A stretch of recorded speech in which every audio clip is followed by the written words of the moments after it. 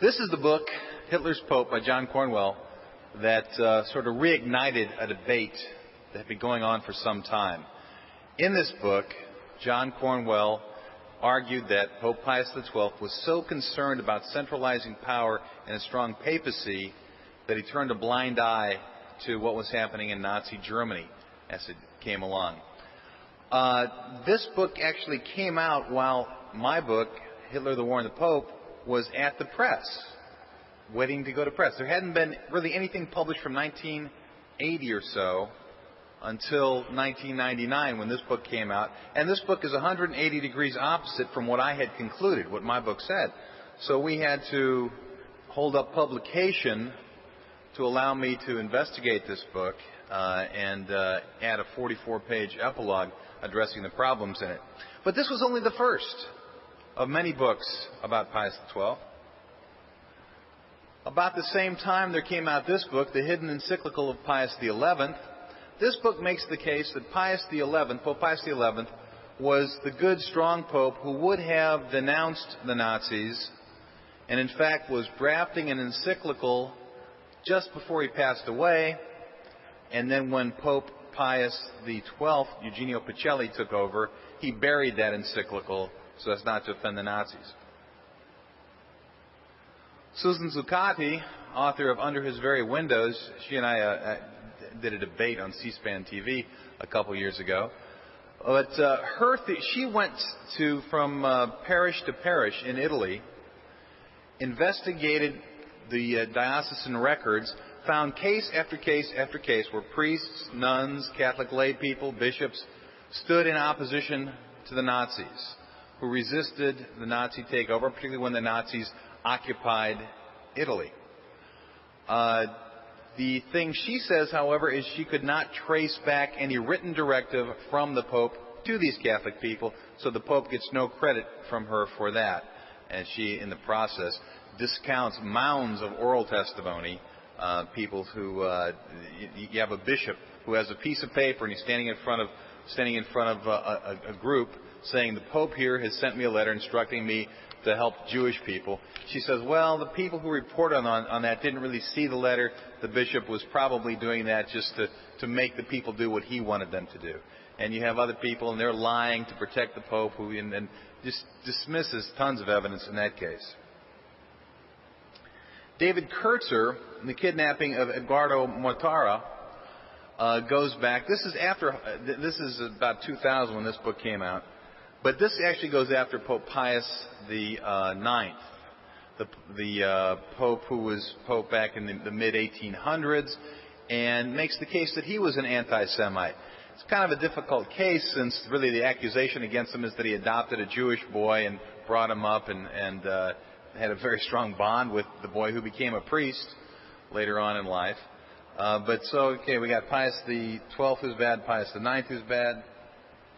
Then Gary Wills comes out with the book Papal Sins, which basically says all the popes in that era were sort of anti-Semitic, and I'm a good Catholic and everything, but I apologize for my church. I'm sorry. It's the popes have been bad, but I'm good.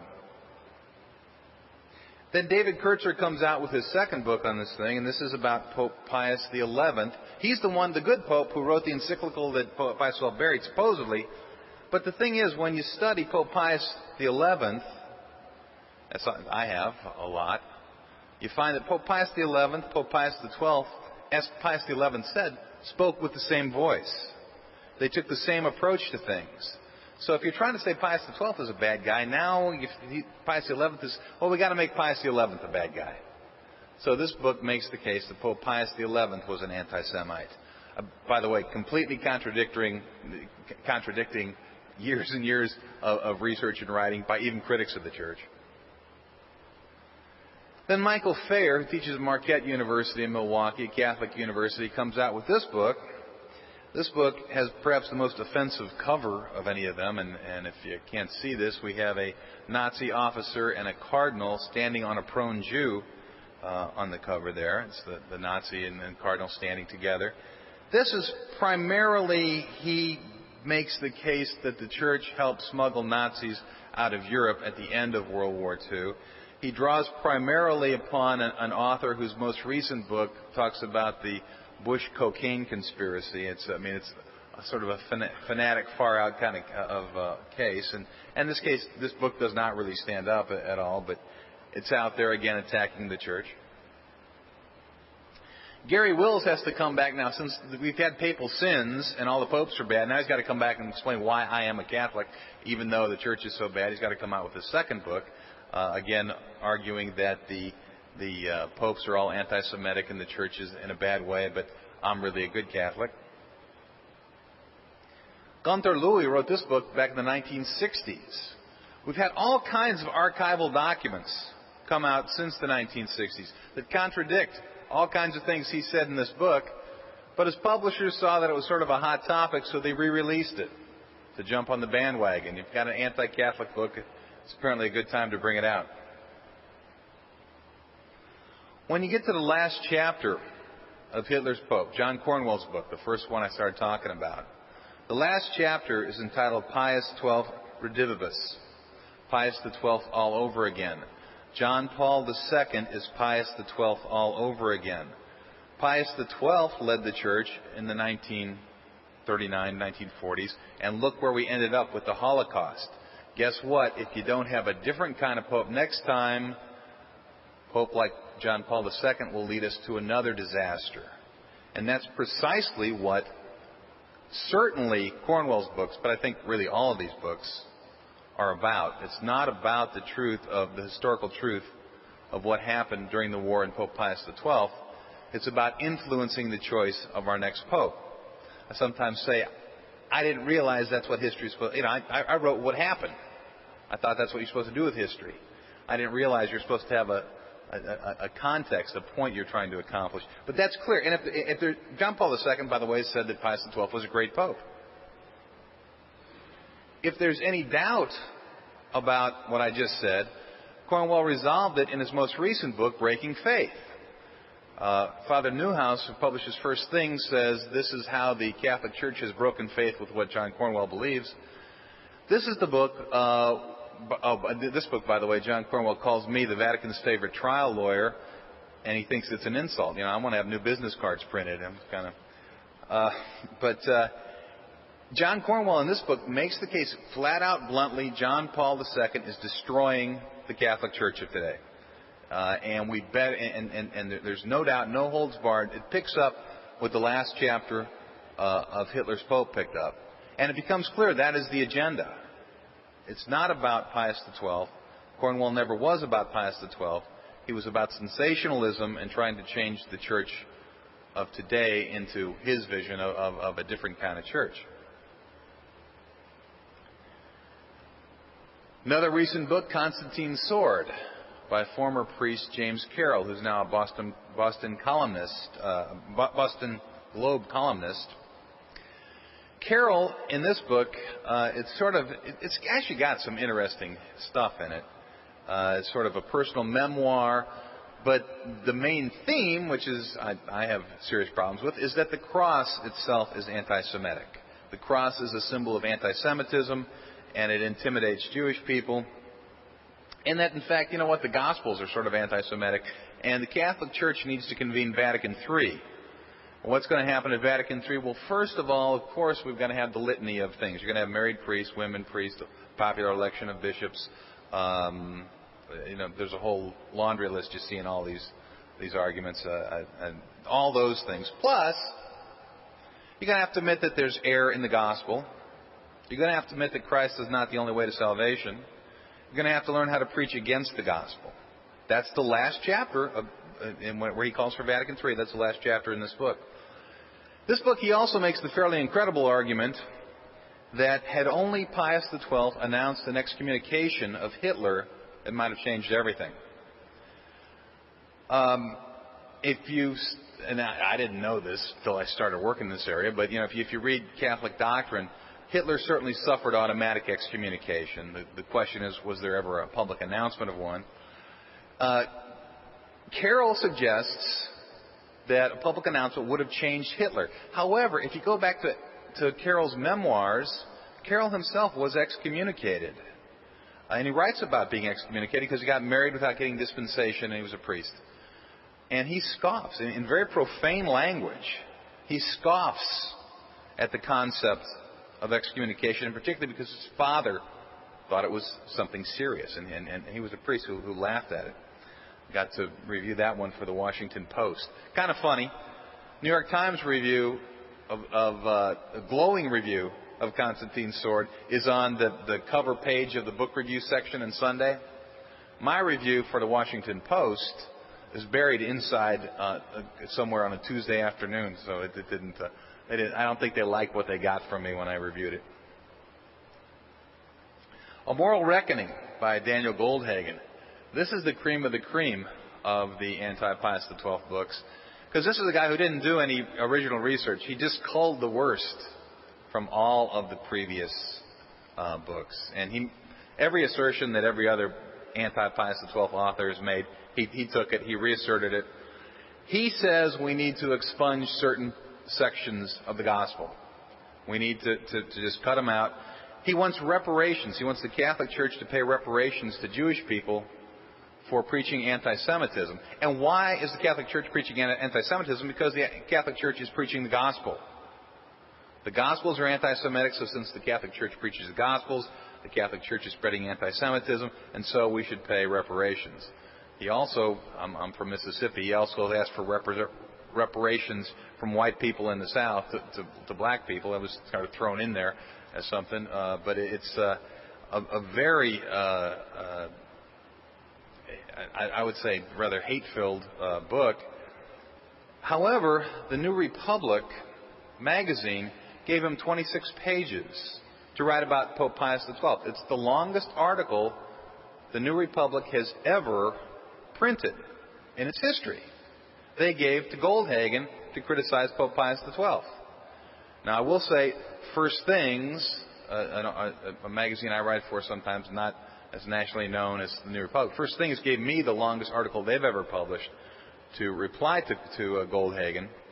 But if you don't see something happening here, there wasn't anything written about this from the 1980s to 1999, and suddenly we have a slew of books, and we have prominence in magazines, and and people ask me, why is it happening? I believe it's happening because the critics think that John Paul II is coming near the end of his life, and they're trying to create an atmosphere for a different kind of pope next time around.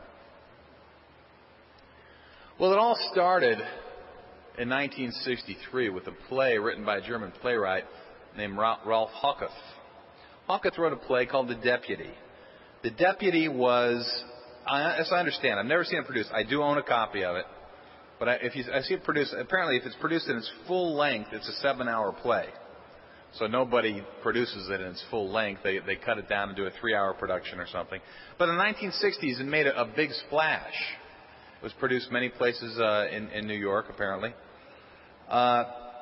If you get the written version of the book, there's a historical appendix at the back of the play, of the script, that says all this stuff in here is true. Pius XII, by the way, is portrayed as sort of a central figure who looks on beyond all of the horrible things that are happening around him.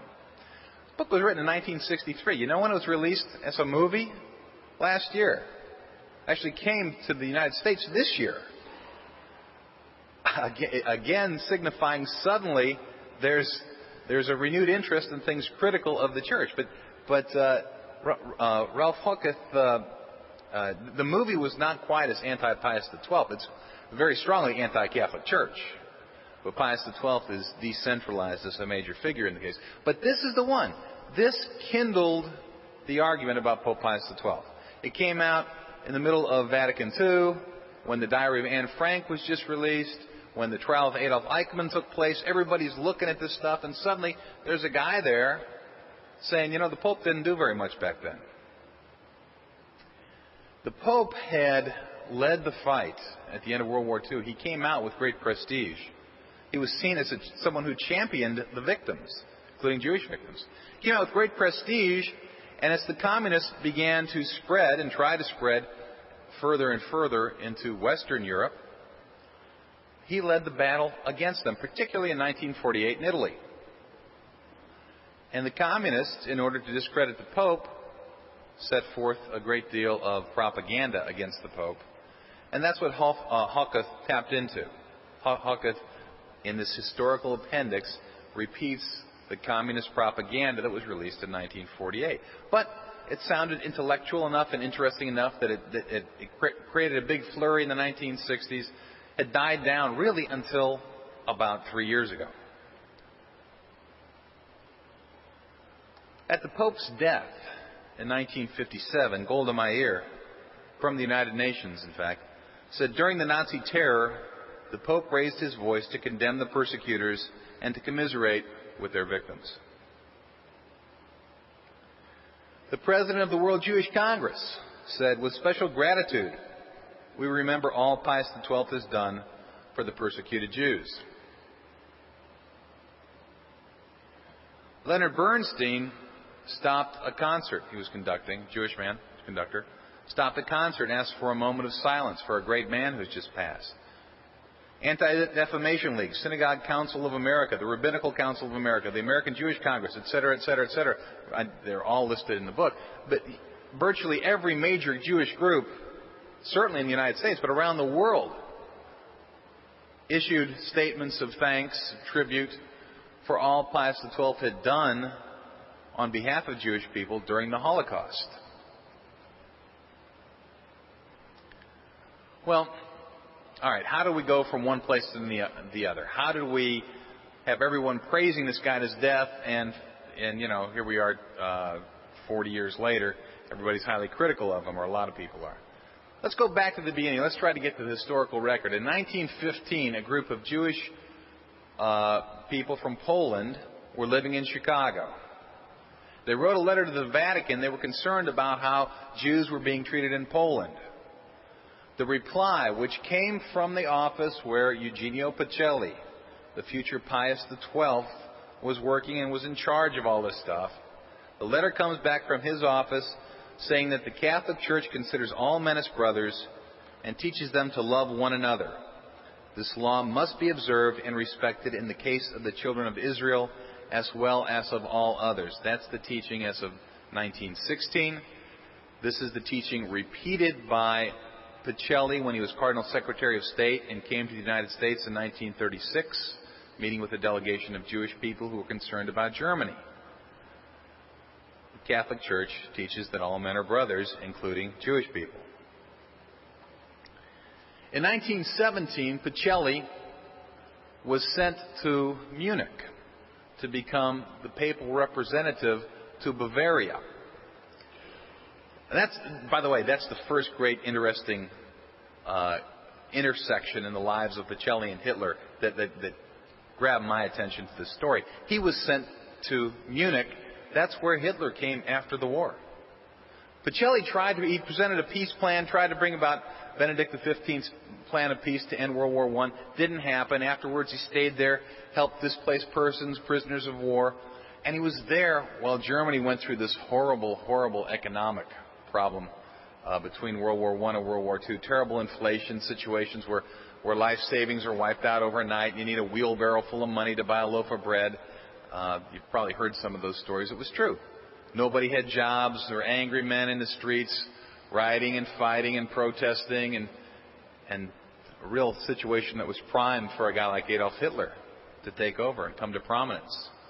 Pacelli stayed in Munich until about 1923-24, went to Berlin, then became the papal representative to all of Germany.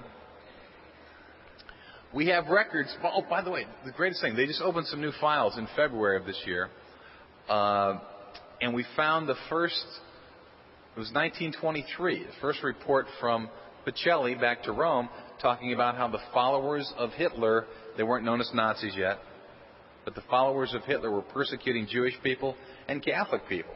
And he made reference to some Catholic clergy who were setting good examples by opposing the Nazis. So it's the earliest 1923. We've got written records. We actually have them quoted in a newspaper from 1921 condemning this new persuasion, this new feeling that's coming around in Germany. We have records of 44 speeches he gave in Germany during those years. In 40 of the 44, he either condemns nationalism or racism or extensive worship of the blood cult or things like that. The Nazis hadn't gelled completely in the early years, and you didn't know what group was going to be what, but all of the things that were central to Nazi ideology, Pacelli condemned in the 1920s. It's interesting to me to look at some of the Nazi cartoons, and this is the stuff that I hope that you can see, because I got a series of these now. What did the Nazis think of Christianity? Well, here we have an artist, and the artist is drawn with the facial characteristics the Nazis always used to depict Jews. So this is a Jewish artist. He's drawing Christ. Christ holding a cross, seems to be about to arise, got the halo over him. It's Judentriumph. It's the triumph of the Jews. Christianity is the triumph of the Jews. The Nazis clearly anti-Jewish when they're saying Christianity is a lot like that. So the Jewish artist smiling that he's drawing a resurrecting Christ. Here we see an industrialist, a priest, and a Jew. They're pulling back on the hands of time. The big, brave Nazi, of course, is holding the clock steady. The clock is a swastika. But it's they're trying to go back, but the Nazis are going to continue marching forward with time.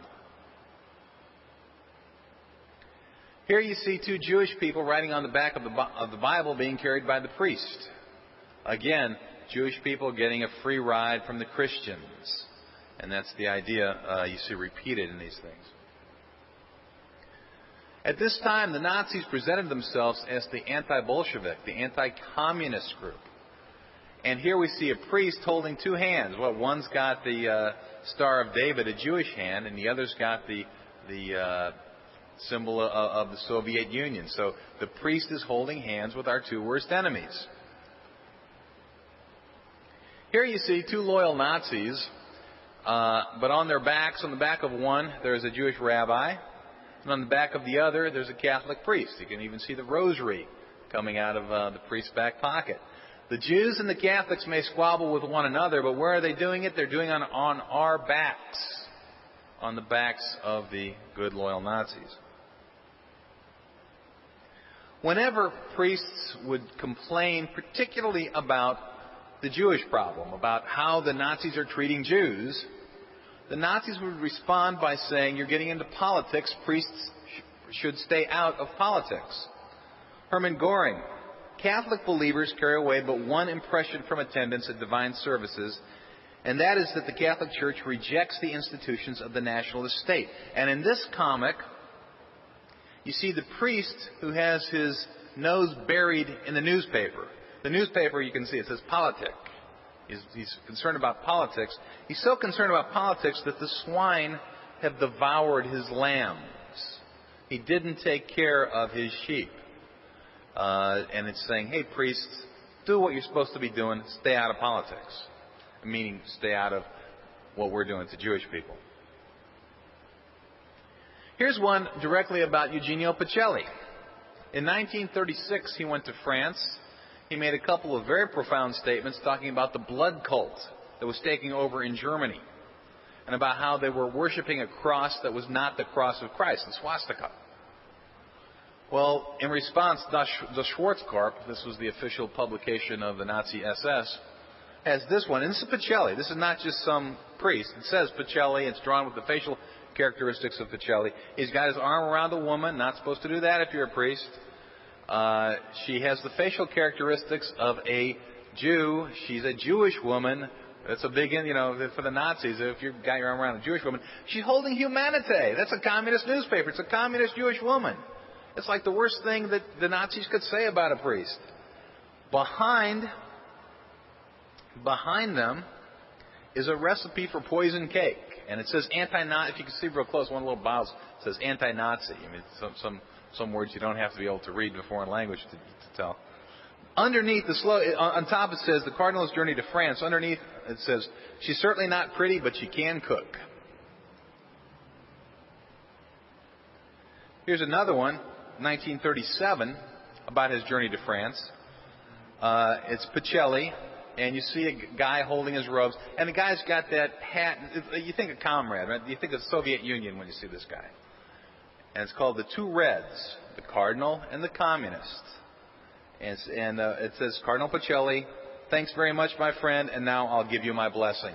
Associating Pacelli with the entity that the Nazis were setting themselves up against. St. Pacelli's associated with the Bolsheviks, and we're anti-Bolshevik. In 1937, Pope Pius XI issued the encyclical Mit Brennender Sorge, with burning anxiety. Stunning encyclical to read, but almost more interesting to know the story behind it. Just to have a little quote, have much bigger sections in the book, but none but superficial minds could stumble into concepts of a national God, a national religion, or attempt to lock within the frontiers of a single people, within the narrow limits of a single race, all the good that God has given us. It's a clear insult to Nazi ideology at a very basic level. This encyclical, unlike virtually every other one, was not written in Latin, it was written in German. It was not issued from Rome, it was smuggled into Germany, where it was read from the pulpits on Palm Sunday, 1937. Talked to some people who from Germany actually were there. They said it was like about 2 hours. I might be kind of angry with the collection plate that week, Father. I don't know. It was a very long letter condemning what was going on in Nazi Germany. What happened immediately? The Nazis confiscated all the copies. They arrested people who distributed it. They broke up printing presses. They suspended any Catholic publication that had tried to publish it. Immediate, intense retaliation. By the way, the first draft of this was drawn primarily by a cardinal from Germany, and then the longer version was actually written by Pacelli, who had lived in Germany very long, was very fluent in German. 1938, Hitler decides to come down to Rome to hang out with his buddy Mussolini. And the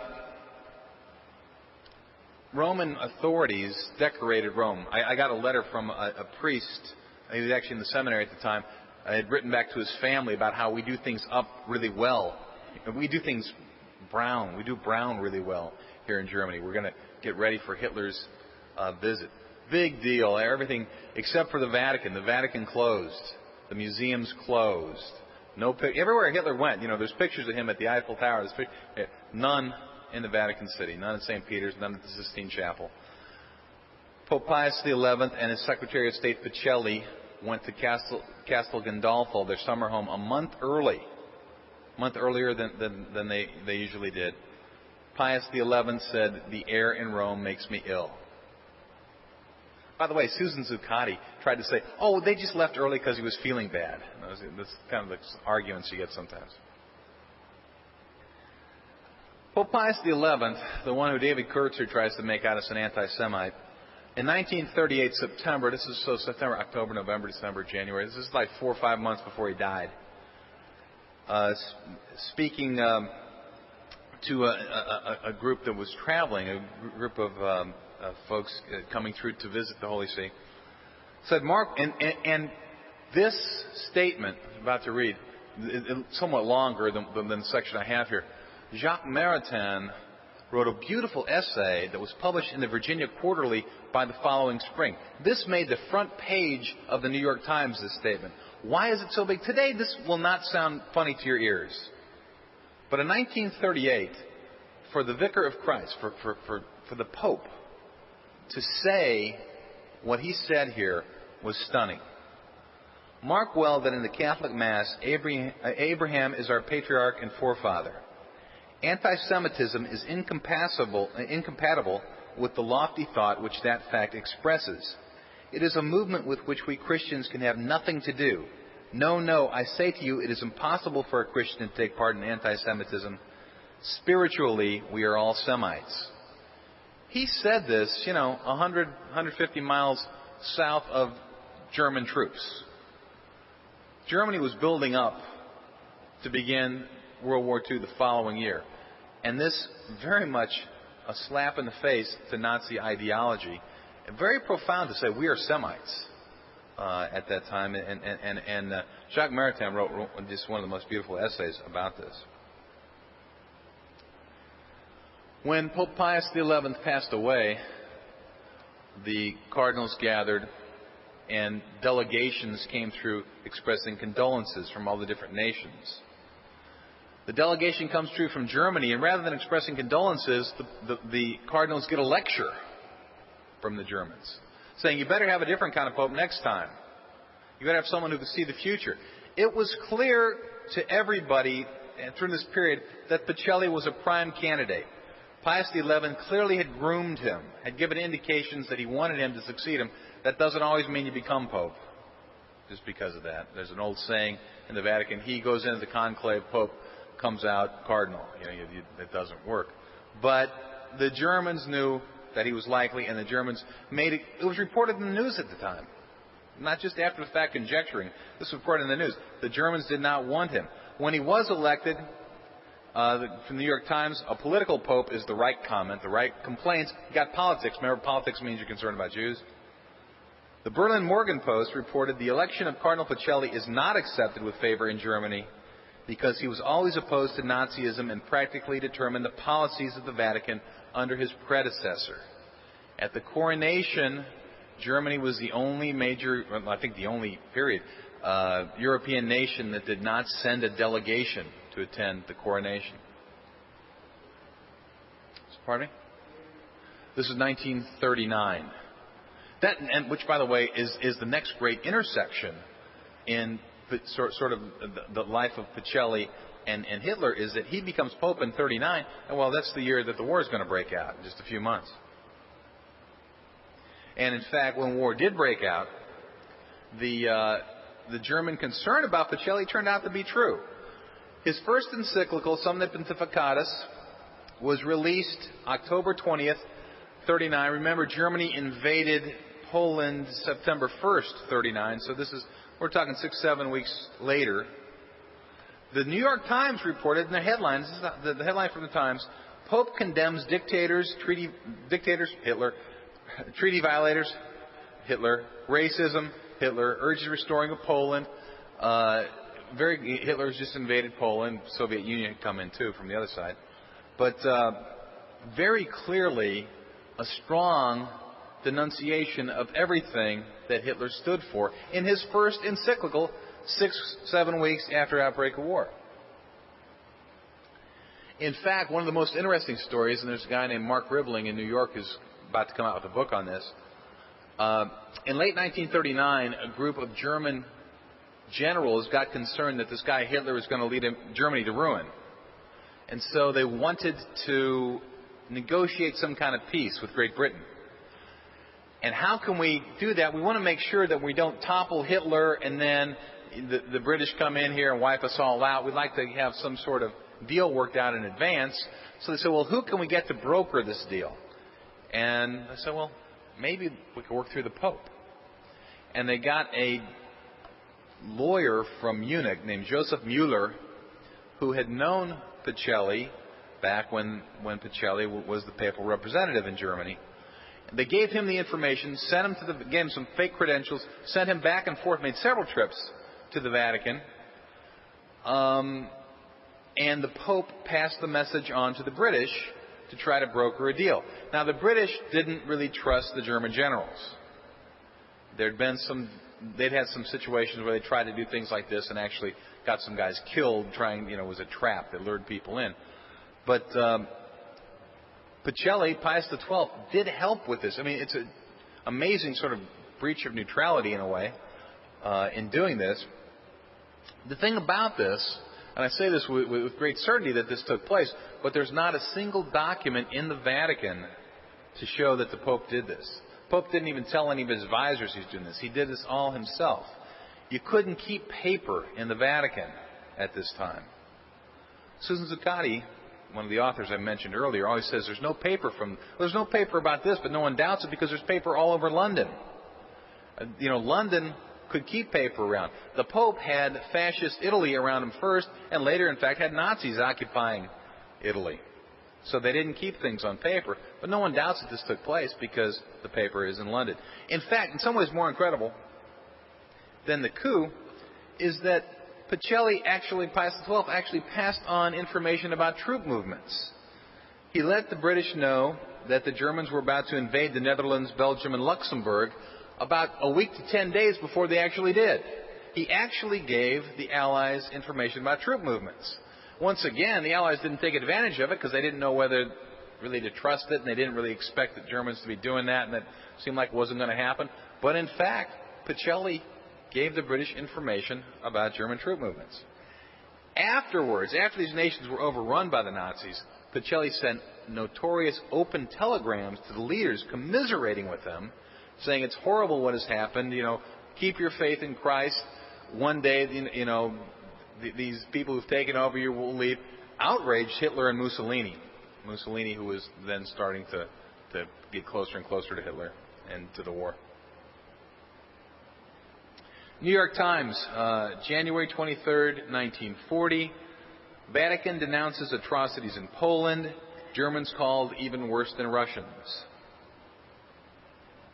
And I always apologize. If I had known I was going to be making slides, I would not have used a green highlighter. This was back from when I really was doing my research. March 14th, 1940. Pope is emphatic about just peace. Jews' rights defended. Christmas Day, 1941. This is the lead editorial. The voice of Pius XII is a lonely voice in the silence and darkness enveloping Europe this Christmas. The Pope put himself squarely against Hitlerism. August 27th, 1942. Vichy seizes Jews. Pope Pius ignored. Later on, a little below there, talks about from the earliest days, the Catholic clergyman with support of the Pope had opposed what they were doing to Jews. The American bishops in 1942 made one of the most clear statements against Nazi treatment of Jews, and it makes sense that the Pope used them to do it. They were not in a control. If you make a statement in an occupied area, the statement doesn't go anywhere. Somebody once said if the Pope had made a statement against the Nazis, the impact would have lasted 24 hours and the Vatican would have lasted 30 minutes. American bishops did not have the threat of occupation or retaliation against their people, and there was a free press, so the word could get out. Now, 1942, and it's actually 3 pages, I just have a little bit here.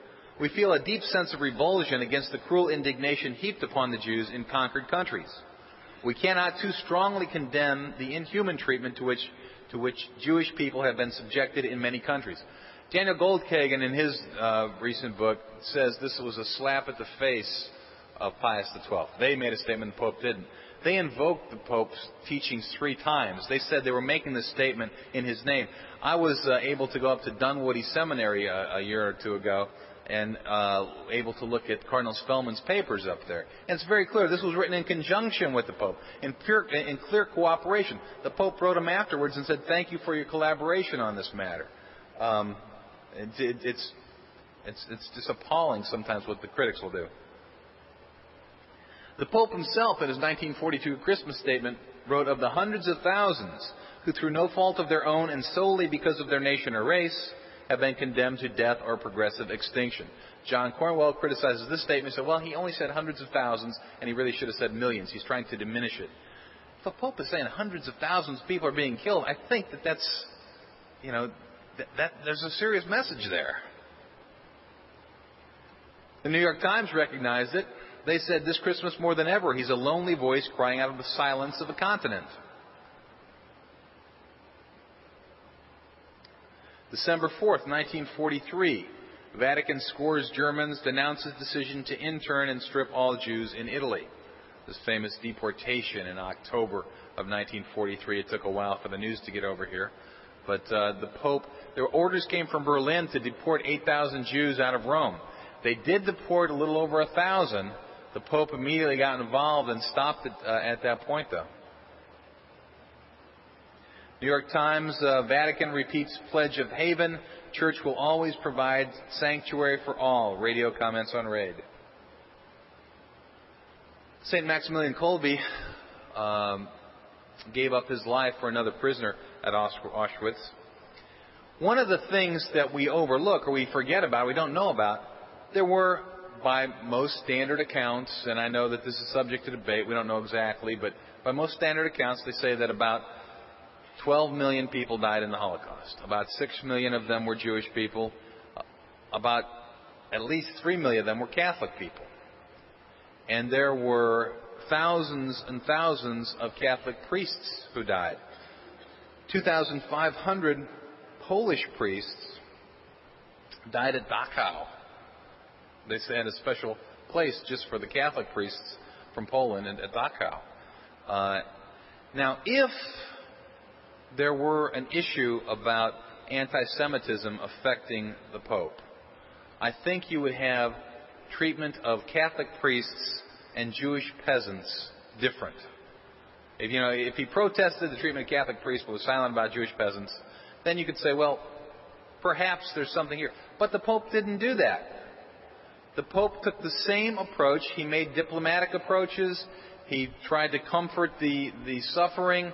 He did what he could, regardless of the status of the victim. And that, to me, answers any charge of anti-Semitism. That he did what he thought was right. There were times, he wrote a statement to be read in the parishes in Poland, occupied Poland. He sent it in. The archbishop who received it immediately went and burned it, sent the messenger back to the Pope and said, we're going to get people killed if we read a statement like this. We cannot do this. Similar situation happened in Holland. You may remember when Gregory Peck briefly was a priest. This is the movie called The Scarlet and the Black, which is about the true time in 1943. When Mussolini was toppled, Hitler was riding in the car with some associates. He heard about it that way on the radio. He immediately thought the Pope had something to do with it. I don't know that the Pope did have anything to do with it. I haven't found any proof that he did. But Hitler immediately sent troops in to occupy northern Italy. That was his ally. He sent troops to occupy his allied nation. They did, however, respect the neutrality of Vatican City. So you got a white line painted on the ground, where you got Nazis with machine guns on one side, and you got the Swiss Guards with their plumes and feathers on the other side. The Nazis, one of the first things they did, Lieutenant Kappler went to the leadership of the Jewish community, Rabbi Zoli, Israel Zoli, who later became Eugenio Zoli when he became a Catholic. But Israel Zoli, they said, we need 50 kilograms of gold within 48 hours, and if you give us that, we will not deport Jewish people from Rome. They gathered together about 35 kilograms, but they were still a little bit short. So Zoli himself got some fake identification as a plumber. He wrote about this in his book, Why I Became a Catholic. He wrote about this, but got some fake identification, made his way into the Vatican, did not meet directly face-to-face with the Pope, but with some of the assistants of the Pope. And he said, we need this gold to pay this ransom so they won't deport us. The men retreated, met with the Pope, came back. They said, as much as you need for as long as you need it.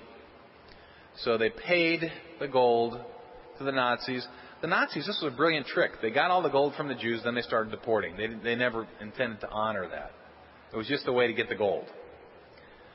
Well, when that happened, the Vatican became a tremendous rescue haven place for Jewish people.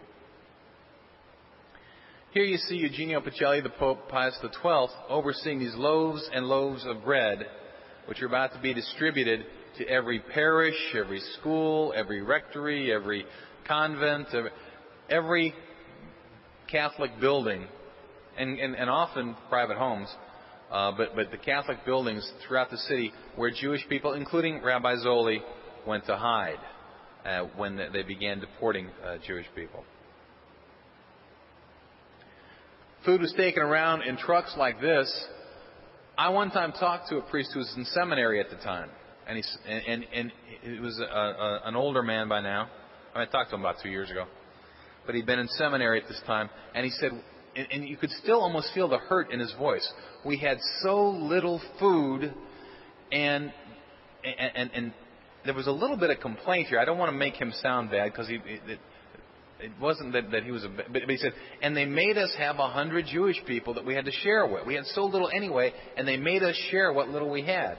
And he did that, but you could almost, the pain of that time for him almost came back to him. But they did it because the Vatican told them to do it. They might have done it anyway, but they were under orders. This to me is one of the most profound pictures. This is taken at Castel Gandolfo. You are here looking down a staircase. People sleeping on both sides of the staircase, sometimes two abreast. You see the father and the daughter on one side. You see some other kids. There were people. I had a debate with Susan Zuccotti talking about people being sheltered in Castel Gandolfo. The estimates are up to 12,000 people were sheltered there. She said, but can you prove they're Jewish? They didn't keep records. If you came and you needed shelter, it was mainly Jews. There were some down-allied airmen who were sheltered by the Catholic Church at this time. There were some AWOL German soldiers who probably were sheltered at the time. There were some gypsies who were probably sheltered at the time. But they were primarily Jewish people. They were the ones who were really on the run. Every room, every hallway, even staircases, people are sleeping. This is a big complex, Castel Gandolfo. I found a few years ago a document written from an American diplomat in Rome back to Washington. He said, the Pope's complaining because some of our bombs, the Nazis would keep weapons near these places. So when the Americans are trying to take out weapons, sometimes you'd hit Castel Gandolfo. So bombs fell on Castel Gandolfo. The Pope complained because, let's see if I get these numbers right. I think 300 people were killed and 1,000 more were injured by our American bombs when they fell near Castel Gandolfo the other day. And said the reason is this place is crammed with refugees. The papal apartment was turned into a birthing area, nursery for babies. 40 children were born in the Pope's apartment during this time. The Pope himself stayed in Rome, stayed at the Vatican. He didn't even, when there were bombing raids, he didn't even go down into the shelters. He stood at the window. He had no hot coffee. He had no heat. He went on a wartime ration. He was like 6 feet tall, and at the end of the war, he weighed something like 118 pounds. If you go see the movie Amen, the movie Amen is the new movie that's out based on The Deputy. It's not really worth seeing, but if you ever see it, they show the decadent opulence of the Vatican in the middle of the Holocaust. That's not how it was. They wouldn't even have hot coffee because the people of Rome didn't have hot coffee.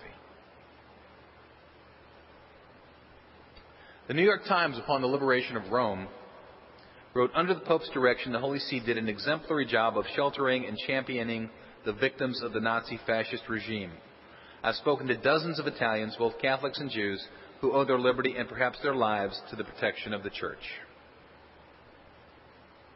FDR, upon the liberation of Rome, wrote to the Pope, I should like to take this occasion to express to His Holiness my deeply felt appreciation of the frequent action which the Holy See has taken to render assistance to the victims of racial and religious persecutions. Well, what's President Roosevelt talking about there? He's talking about Jewish people, thanking the Pope for help with that. Pope Pius himself, at the liberation of Rome, says, for centuries Jews have been unjustly treated and despised. It is time they were treated with justice and humanity. God wills it and the Church wills it. St. Paul tells us that the Jews are our brothers. They should also be welcomed as friends. After the war, celebrities from all over came to visit the Pope. He kept the future Pope John XXIII waiting for 2 hours while he met with his favorite movie actor Clark Gable. There's actually a short film of the Harlem Globetrotters doing their Sweet Georgia Brown routine, and the Pope, you can see him tapping his foot. There was a player for the St. Louis Cardinals, Ducky Medwick was with the Gas House gang and St. Louis baseball team, And the Pope was walking by meeting soldiers, and Ducky was a soldier as after he played. And Ducky said, Your Holiness, we have something in common. The Pope said, oh, what's that? He said, well, we both used to be cardinals. My favorite story, though, is there was a diplomat, an American diplomat, who knew Pacelli in Germany when they were both in diplomatic circles. And he said to the Pope, I guess neither one of us represented our nation very well, because I wrote back to Washington and you wrote back to Rome that this guy Hitler was never going to amount to anything. And the Pope said, you must remember, back then I was not infallible. I know that's not official doctrine. I think he knew that too, Father. In 1955, the Israeli Philharmonic. Within the last 2 years, this orchestra has been in the news because they have qualms about playing Wagner, because of Wagner's nationalistic ties. They still have qualms about playing Wagner. 1955, they played a concert of thanks in Vatican City and posed with this picture with Pope Pius XII, recognizing all he had done. While they were there, they offered the future Pope Paul VI a medal for his assistance to the Jews. Paul said, Montini, I only acted upon orders from the Holy Father. Nobody deserves a medal for that. Later, Pope John XXIII was interviewed by an Israeli diplomat who wrote a book about it. He was asked about his life-saving activities. He said, in all these painful matters, I've referred to the Holy See and simply carried out the Pope's orders, first and foremost to save human lives. Well, that's where things were, and that's where my research had taken me. In 1999, my book is at the publishing house, and Hitler's Pope comes out. And it basically says the guy's an anti-Semite, he turned a blind eye, whatever. I mean, it's completely different from where my book was. But you had a major publishing house, and you can't sort of not answer this. So I got a copy. I was asked to review it for a magazine called Inside the Vatican magazine. And it turns out that Inside the Vatican apparently is in fact read inside the Vatican, because shortly thereafter I was called by these fathers, Father Paul Molinari, who is the postulator or promoter of Pope Pius XII's sainthood cause. Father Peter Gumpel is the relator or independent investigating judge in Pius XII's sainthood cause. They invited me to Rome. They said, we want to give you an office. We want to lay out. John Cornwell said he got secret stuff. He got nothing secret. Nothing, all his promotional stuff aside, nothing he saw was secret. We're going to lay out for you, and so I didn't see any secret stuff either. So we're going to lay out for you all the stuff he looked at, and you just tell us whether he's been fair. And so I got to go to Rome. My wife and son managed to go along, and they would go out and see all the sites all day, and I would go to my office at the Vatican, which I thought was pretty cool anyway.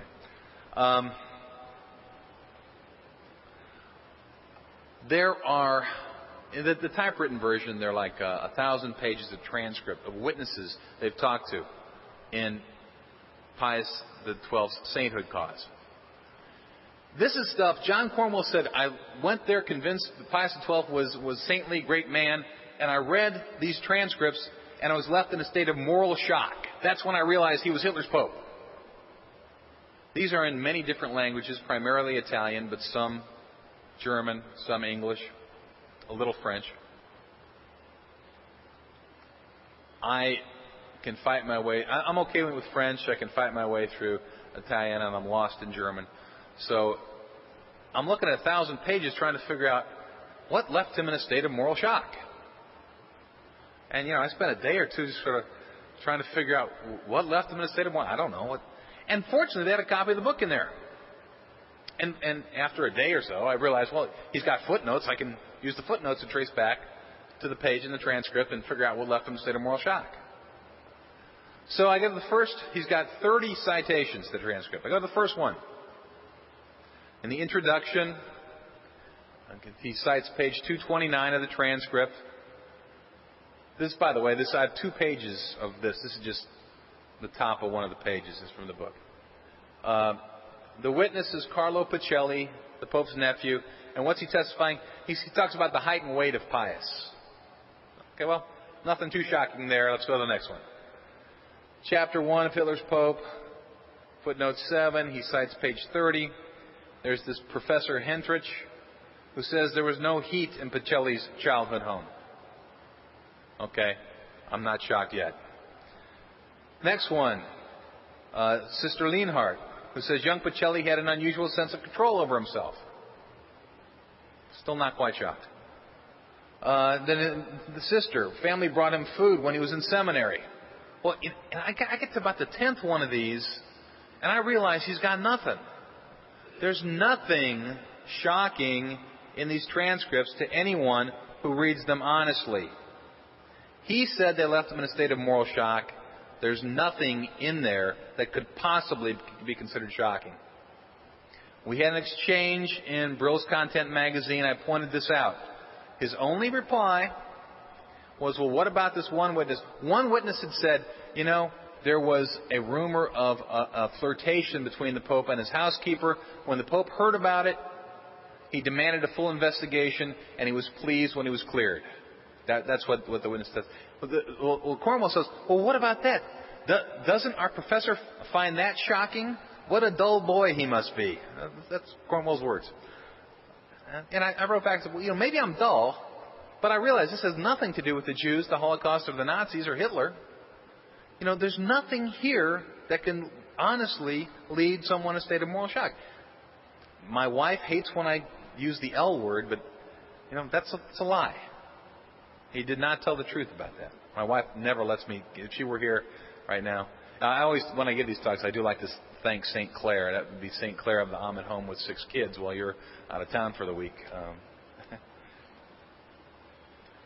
Anyway, this is the cover of Hitler's Pope, the British version, the one they had for me. This is actually literally the copy of the one that was in the Vatican room there with me. I don't want to say they have a low budget. I asked Father Gumpel if he would. I didn't realize the importance of this cover until later. I asked him if he would send it to me. He did, but he made me send it back to him after I made a copy. This shows Eugenio Pacelli in 1927 leaving a reception for President Hindenburg, a birthday party for President Hindenburg, and the 2 soldiers are Weimar soldiers, not Nazis. The guy standing in front of him is a chauffeur. However, the British version, on the inside flap, dates it to March 1939. Photograph shows Cardinal Pacelli, the future Pope Pius XII, leaving the presidential palace in Berlin, March 39. Well, what's the significance of that? That means it's the Hitler era. March 39 is the month when Pacelli became Pope Pius XII. This suggests that, you know, days or weeks before he became Pope, he's down visiting Hitler. Absolutely false. The Vatican filed a protest, tried to get them to change the date. They would not do it willingly. They wouldn't recall anything. When they ran out of covers, the next version, they changed the date to 1929. Still got it wrong by 2 years. Still got it wrong, but at least they got the pre-Hitler era. But this is the photograph. When John Cornwell and I had that exchange, I criticized them for using this photograph. I said, you chose it so because people see those helmets and they think they're Nazis and you're associating the Pope with Nazis. He said 2 things in reply. He said, number 1, only the worst form of apologist would attempt to censor photographic evidence. I'm not trying to censor any photographic evidence here. I'm just thinking you're misleading. He said, in addition, he said, not everyone is so ignorant of history as to associate those helmets with the Nazis. I don't know anyone who doesn't associate these helmets with the Nazis. But let's put ourselves in John Cornwell's head. If you believe that, if you believe that people might recognize that this is a Weimar soldier, these are Weimar soldiers rather than Nazis, what could you do? Well, you could crop off the one closest to us because, after all, maybe somebody would recognize the uniform, so we'll do that. Then you can say, well, you know, that car door there, that square car door, very typical of the 1920s. By the 1930s, they were more rounded, so that's a clue for the real date, so let's clip it off. Then, you know, if you want to make somebody look kind of sinister, remember Time magazine darkened that photograph of O.J. Simpson So let's make him look a little more sinister. Let's darken it. And then, you know what? Maybe somebody would still recognize that soldier in the back as a Weimar soldier. Maybe. Not likely, but maybe. So let's blur it just a little. But you know what we're gonna this is not easy to do. But it's pretty cool, so watch it. We're gonna blur everything except Pacelli's face. We're gonna bring Pacelli's face out and make it more prominent. I'm gonna do this, watch. Now, I'll go back again. If you want to note the blurring, like look at the chauffeur's buttons. Okay? Clear, blurred. But Pacelli's face here, very clear here. Almost more clear than in the original. That can't happen by mistake. You can't do that by accident. So, okay, we've cropped it. Oh, and you know what? By the way, we've got a side benefit now. Our chauffeur now looks like an SS officer. You know? The Vatican got letters from people. How could the Pope let that SS officer salute him? We're going to take this cropped, blurred, darkened photograph and put it on the cover of Hitler's Pope in the United States, because that's the cover that they use in the United States.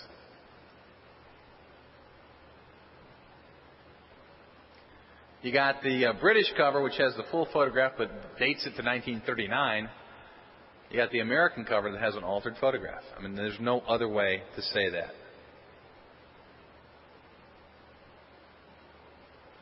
You open up, and you know how books have the little quote on the first few pages. You got this quote from Thomas Merton, contemplative monk, very influential Catholic writer. Pius XII and the Jews. The whole thing is too sad and too serious for bitterness. A silence which is deeply and completely in complicity with all the forces which carry out oppression, injustice, aggression, war. Now, wow, Merton really anti-Pope. Merton was politically probably would not have been the Pope's biggest supporter, but it sounds like he's really condemning him, right? Turns out, and there was no footnote, so he couldn't find where this came from. Turns out, this was in his private journal, which has been published. He had written an essay on nuclear war, and his superiors prohibited him from publishing it. So, in his journal, he writes about all of these controversial issues in the church, including Pius XII and the Jews. He said, and he's mad because I'm not allowed to write about this. The whole thing is too sad and too serious for bitterness. I have oppression and da da da. And he says, and now I've been ordered not to publish. I have been ordered into a silence which is deeply and completely in complicity with all the forces that carry out oppression, injustice, exploitation, war. I have been silenced. Not silent Pope, silent Merton. This is the original text. And our screen, it may not be the best to see it, but he took those italicized red words, if you can see. He grouped them together with ellipses and tried to make it look like Merton was writing about Pius XII when he wasn't. I'm a professor. If a student tried to do this on a paper they turned in to me, I would fail them. If I were a judge and a lawyer tried to do something like this in a case, I would sanction the attorney. That's the kind of stuff we're dealing with here. Pope Pius XII himself said, if only peace could be had by the crying of peace, peace. But no, it doesn't work that way. He prayed for peace. He led every effort he could to end the war, which, by the way, would have ended the Holocaust. One of the things amazingly overlooked by his critics. If you end the war, you end the Holocaust. No one at the time did more than he did. Everyone knew it. The Jewish people thanked him. The Nazis hated him. The rescuers cited him as their inspiration. I think we need to listen to those witnesses. They're the ones who were there closest to it. A thing like the Holocaust, it's too serious, too risky not to listen to the witnesses. Thank you very much for your attention.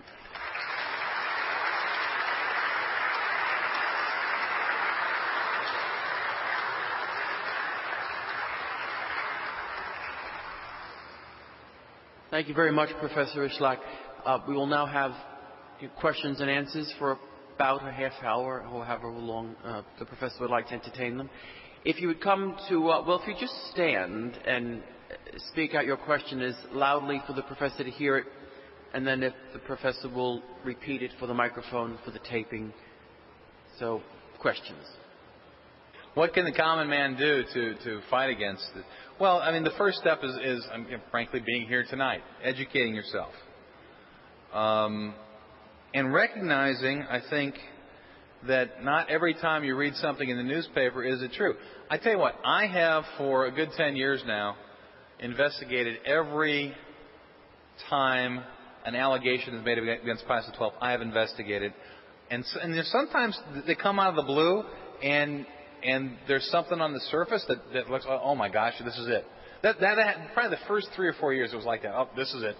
There's something here. So, you know, and every time I investigated, I got to the bottom, Pius XII came out clean. He was all right. It gets to the point now where it's like, I know somebody's fabricated something. I mean, I have no doubt about it. But you need to know. You need to educate yourself. There's some good magazines that will help you. I think This Rock magazine is a great apologetic magazine.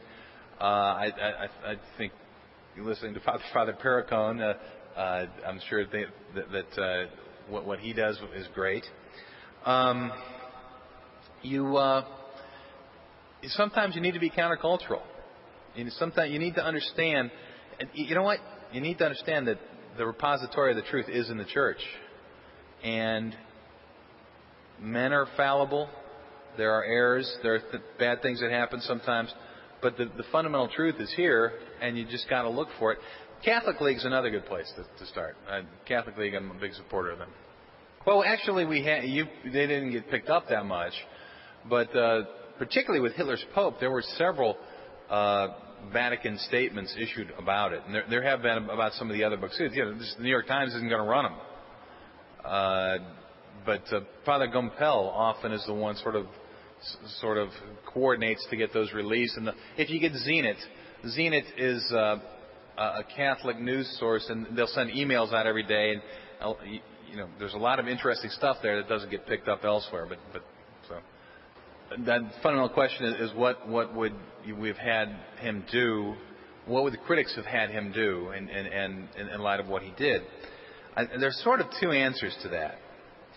And the first answer is that nothing he possibly could have done would satisfy them, because they're not really concerned about history here. They're concerned about the future, and it's all about what's going to happen down the road. So that I think for a number of the critics, there's nothing he possibly could have done that would have made it okay. And they're not really concerned about historical truth. On the other hand, if you want to take their argument, they would have had him use the bully pulpit more regularly as a weapon. He used it some, but sparingly. He tended to favor diplomatic advances as a more appropriate way. I think he did that with full knowledge. I think he probably made the right decision. But I understand how you can say, well, he could have done other things. Had he done those other things, I believe that the Vatican probably would have been retaliated against. I think that we would have therefore lost all the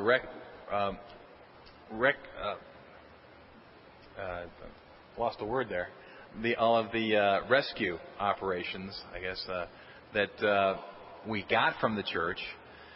We had the indication. One of the little stories I didn't tell about is a situation in Holland where Edith Stein, who was recently canonized as Saint Teresa Benedicta of the Cross, she was from a Jewish family, kind of became agnostic, but then studied philosophy, was drawn to Christianity, was drawn to Catholicism, and ultimately became a nun. When the Nazis took over Germany, her congregation sent her to Holland to avoid persecution. When the Nazis came to Holland, the Christian leaders, Catholic bishops and Protestant leaders, said, we're not going to tolerate deportation of Jews from Holland. We're going to condemn it.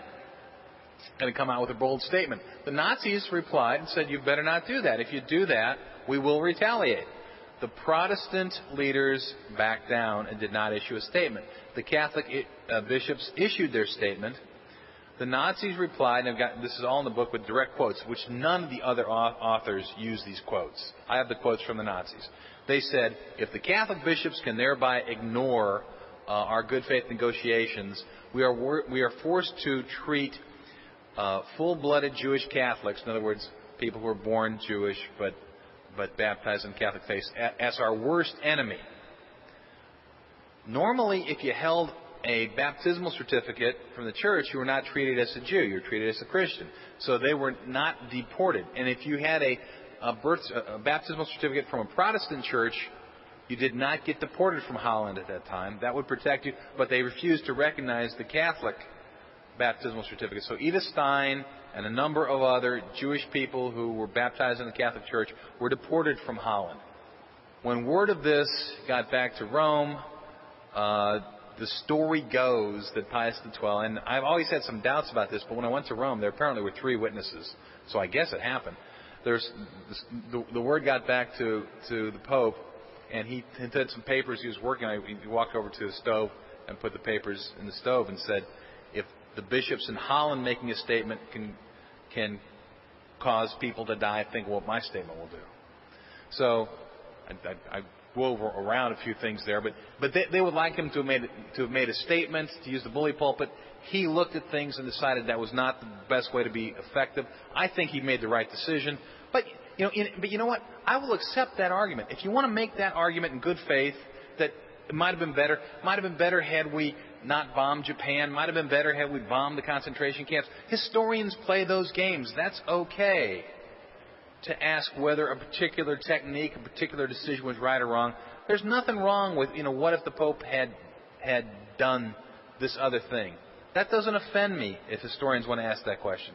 What offends me is that they say he didn't do it because he was an anti-Semite, or he didn't do it because he was attracted to Hitler, or he wanted to concentrate power, or whatever. When they get into his motivations, which are always demonstrably false, then that's where I really get offended. During darkest periods of occupation, how was the communication back and forth between Rome and the occupied areas? In all honesty, those archives are not yet open. Archives are open up through 39, so we don't know from archival evidence. We do know that people went back and forth. We do know that not a whole lot of paper was used. There's all kinds. In Susan Zuccotti and I had that debate I mentioned, we did a written reply back and forth. She says there's no evidence of papal directives. Well, there's a mountain of evidence, but you have to accept witnesses. These witnesses who testified in the beatification depositions, many of them said, yeah, I got direct face-to-face orders from the Pope to go help Jewish people. But it's not a written directive, and I understand historians like to have contemporaneous written records. Some of them are beginning to show up. We found this year, another great find this year, 2 letters from 1940 written from the Pope to a bishop in southern Italy enclosing money to be used for Jewish people who were interned in a concentration camp down there. It's one of the first clear occupation time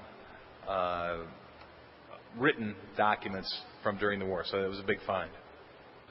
Rabbi David Dallin has emerged as a major writer in favor of Pius XII. He was the first. In the Weekly Standard, he called for Pius XII to be named as a righteous Gentile. There have been other Jewish scholars who, certainly in the 1960s, there were a lot. Some of the most outspoken, Pinchas Lapid being one of them, wrote a book, Three Popes and the Jews. He's the one who came up with the number people use today, that Pius XII saved 860,000 Jews. He's the one. He spent 6 months studying in Yad Vashem, that's the Israeli Holocaust library, archives, and he came up with the number of 860,000 Jews. And if you save one or a couple at least, you get named a righteous Gentile. Tibor Baranski, who is a righteous Gentile for his work in Hungary, has also joined in that call, saying Pius XII should be named a righteous Gentile. And in my next book, that's my conclusion. I ask The sainthood thing isn't going to resolve. That's not going to make people happy or sad or one way or the other in terms of the debate. But I think Yad Vashem should declare him a righteous Gentile. I'm from Ole Miss, which is interesting in and of itself. I'm a Catholic guy at Ole Miss, and people wonder about that. But I like to point out that our provost, the associate dean of engineering, dean of students, dean of graduate school, just retired dean of liberal arts, associate dean of law school, me, and most importantly, our baseball and football coaches are all Catholic. I've been invited. I'm going to the University of Kansas in a couple of weeks. I've been to the University of Oklahoma. I've been to Steubenville, Franciscan University. But sometimes it is the official Catholic events that I feel most excluded from. And that's very frustrating at times. And you can. I don't have exact reasons why. I think sometimes people are worried that I'm controversial.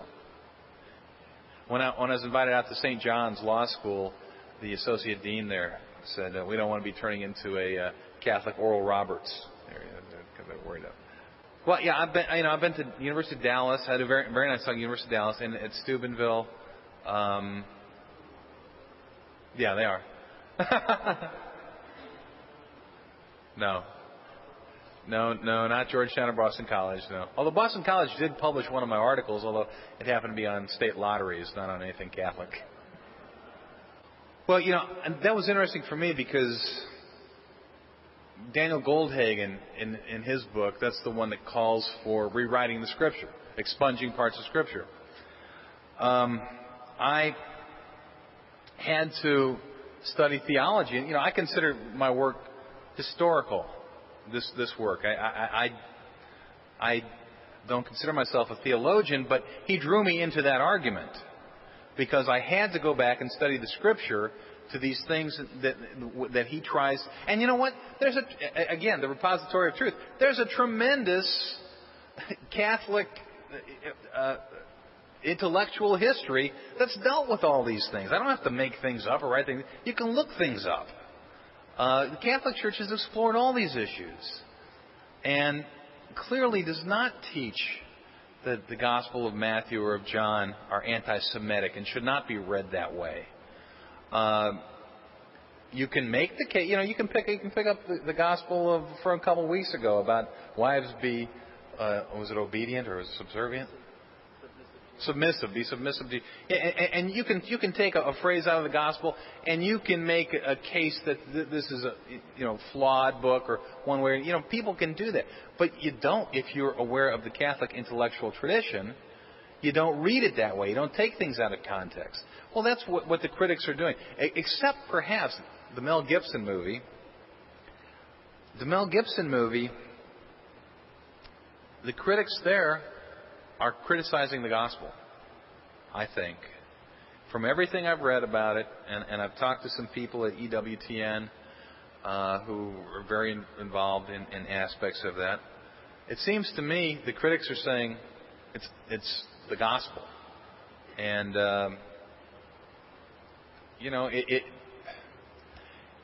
understand the gospel in the intellectual tradition that we have, and it's not that way. We cannot allow people to define the gospel as being anti-Semitic when we have a strong intellectual tradition, history, theology. I get over my head when I get into these things a little bit, but it's again people trying to take things out of context, put their own spin on it, and everybody wants to. I finally realized everybody wants to be a priest. Everybody wants to be able to lecture and do this, and all these writers want to put their spin on things, and it's not right. Yes, sir. As I understand, what I've seen from what I've read about the movie is just about verbatim from we're talking about stuff I haven't seen, so I don't. But as I understand, I know that there's some interesting history in his Catholicism, particularly his father's Catholicism. But as I understand, what he says is this is the gospel as recorded, as recorded in the scripture we use, not something flamboyant beyond that, is my understanding. If I'm wrong, I apologize, but that's my understanding. Father? I sort of said it's about John Paul II, but why do they care about John Paul II? It's because of the moral teachings that he has upheld. And if you look around, it's the Catholic Church is almost the only voice that's still upholding those values. And absolutely, you're absolutely correct. Well, yeah, I wasn't going to get into this, but the most interesting thing, I just yesterday got an email from the Catholic League. They asked me to review this new book out by a guy named Robert Katz. The book is called something like The Battle for Rome or Battle in Rome, just brand new. And it's about how Pius XII did not do what he's supposed to do. I don't have a slide of it yet, so but Katz was in fact, this is amazing to me. Katz has two prior books about Pius XII. They came out back in the 60s, so they were early books about him. He was sued by Pacelli's family. Not only did he have to pay damages, the way Italian law works, he was actually sentenced to prison. Now, he avoided actually serving the time or the penalty or whatever. I don't understand all the details. But this is a guy who's been sued, lost, actually was given some sort of suspended sentence for it, but he's out with the new book that they're hoping will be the hot new book. It was just reviewed, and it was just reviewed in the Chicago Sun-Times, and somebody emailed me the review yesterday. And I swear this is how the review goes. It goes, Robert Katz's new book is really done fairly sloppily because he's got this wrong about the battle, and he's got this wrong about the political situation leading up to it. And he says the Allies were doing this when they're really doing that. But boy, did he get the Catholic Church right. It's like everything he's wrong, but the stuff was all critical of the Catholic Church, so it must be right. They don't look beyond. They don't say this is a sloppy guy who's doing lousy work. They say, well, the stuff that's bad about the church, that must be true. They take that as a given, and I haven't read the book yet, but I have seen a judgment from the Supreme Court in Italy upholding the family's right. It was in fact, John Cornwell even mentioned it in his book. It was the niece, Pacelli's niece, who brought the lawsuit in Italy against Katz. Because they made a movie out of one of his early books. I don't think it was ever produced in the U.S., but in Italy it was. Yeah, I will almost certainly talk about that. I'm going to write a review of the book for Catalyst, which is the Catholic League's newspaper. They also have a web page, and you don't have to be a member. You can go on the web page. I've got several publications up on the web page there, and they got great articles. Very, very good web page. It doesn't cost anything, but they have a paper version too, and I almost certainly will write about that in there, at least. Israel Zoli, who converted to Catholicism after the occupation and liberation, who had the Pope become his godfather, his sponsor, who took Eugenio as his Christian name in tribute to Pacelli. They say that Susan Zuccotti in our debate on C-SPAN, she said, he had an axe to burn against. It's non sequitur in terms of the argument, I think, but they're mad at him for having left their faith. They also criticize him because he did go into hiding in the Catholic Church, as did most Jewish people in Rome. But he didn't stay out and face martyrdom either. So that and some people did get picked up. So they criticize him for that. He doesn't get. You don't get a lot of. There's an answer for everything if you don't want to see the truth.